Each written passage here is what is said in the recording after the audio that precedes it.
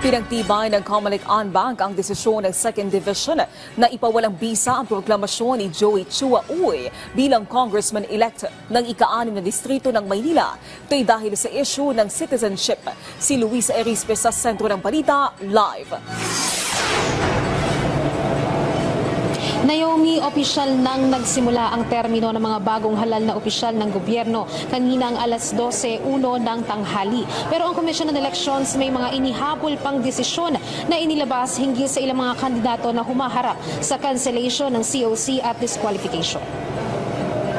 Kaninang umaga, inilabas ng Commission and Bank o Comelec and Bank ang resolusyon hinggil sa cancellation of Certificate of Candidacy ni Luis Joey Chua Uy.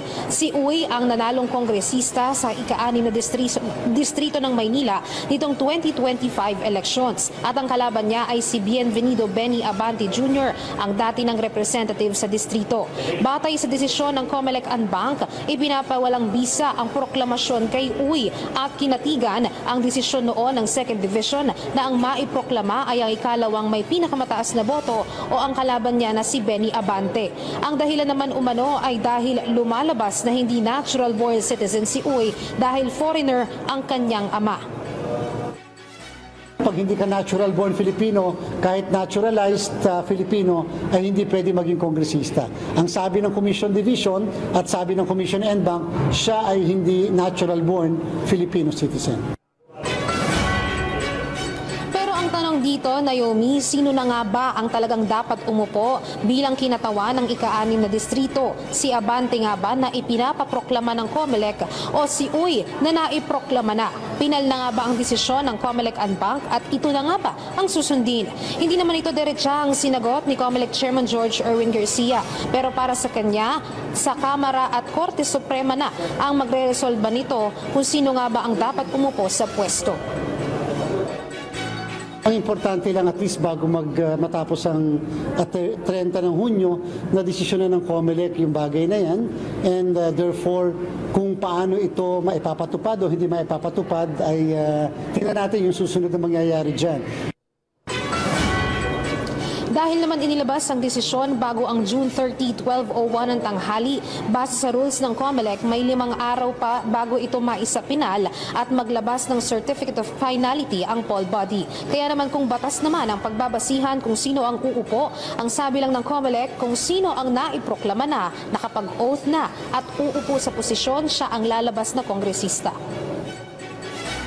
Basta sinasabi ng Reyes versus Comelec, so long as merong proclamation, merong oath, at may assumption to office ng alas 12:01 ng tanghali, ang isang tao na kandidato for Congress ay makakaupo bilang kongresista.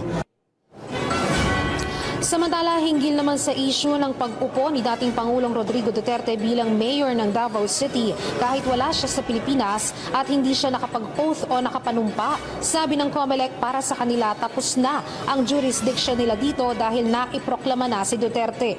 Nasa DILG o Department of Interior and Local Government na umano ang bola kung sino ang hahalili sa pwesto ni Duterte habang hindi pa siya opisyal na nakakaupo.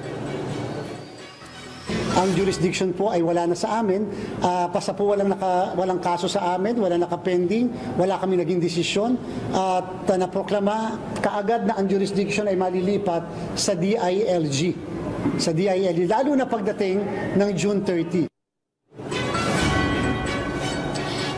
Maliban kay Uy o sa kaso ni Uy ay hinihintay pa natin kung may iba pang ilalabas na desisyon o resolusyon ang Commission and Bank hinggil nga dito sa mga nakabinbin sa kanilang kaso. Isa na dyan ay yung hinggil sa uupong representative dito sa Benguet dahil nga nasa division pa lang ang nilabas nilang desisyon, wala pa sa Comelec and Bank. Kaya ngayon nananatili munang blanco yung uupo sa pwesto dito sa Benguet. At hinihintay din naman natin ang hinggil sa desisyon para dito sa party list na Duterte Youth kung saan sinuspend nga yung kanilang proclamation. Sa ngayon ay wala pang inilalabas ang Comelec na resolusyon hinggil dito. Naomi. Maraming salamat, Luisa Erispe.